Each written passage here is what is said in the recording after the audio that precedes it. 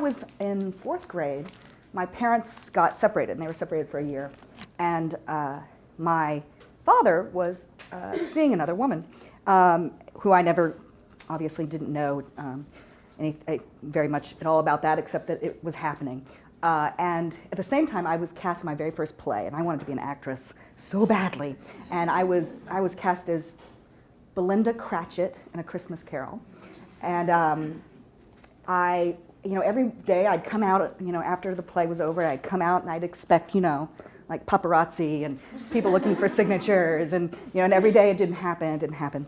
And then one day I come out and there's this beautiful woman standing there, with long dark hair. She looked like Crystal Gale, and she said, I was wonderful in the play, and she handed me a Carmelo chocolate bar, which is a great big chocolate bar filled with caramel, and to me it was incredibly fancy, and I never had one before.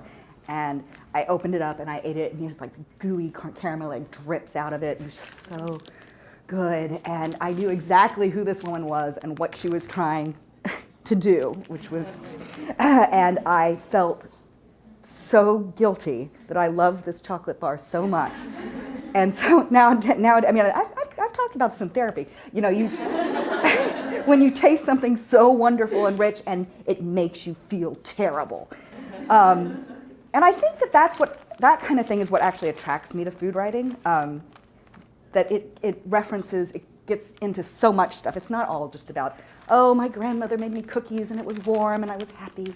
And those are great, and we all have those, but it also taps into all kinds of emotions and feelings. And I think that's why I wound up, getting the inspiration I did from food. I don't think of myself actually as a food writer per se. I think food just speaks to me. It's a prism that you can see, look at so many aspects of life through. The great thing to keep in mind about blogging, the unique aspect of the medium, and this is something I learned, I think I probably learned it in a way that it would be actually impossible for anyone to learn it now, because blogging has become so much a part of the culture.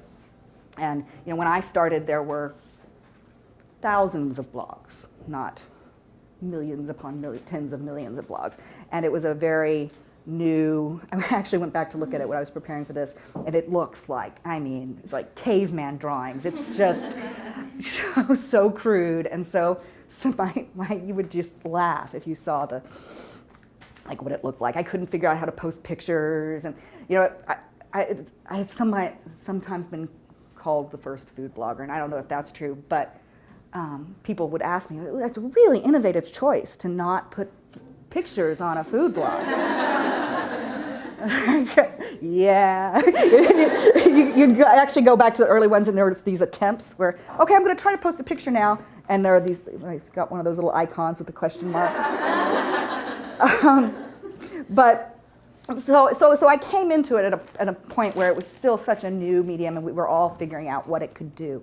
But I think that my insight about blogging became that it's a great medium for obsessive compulsion.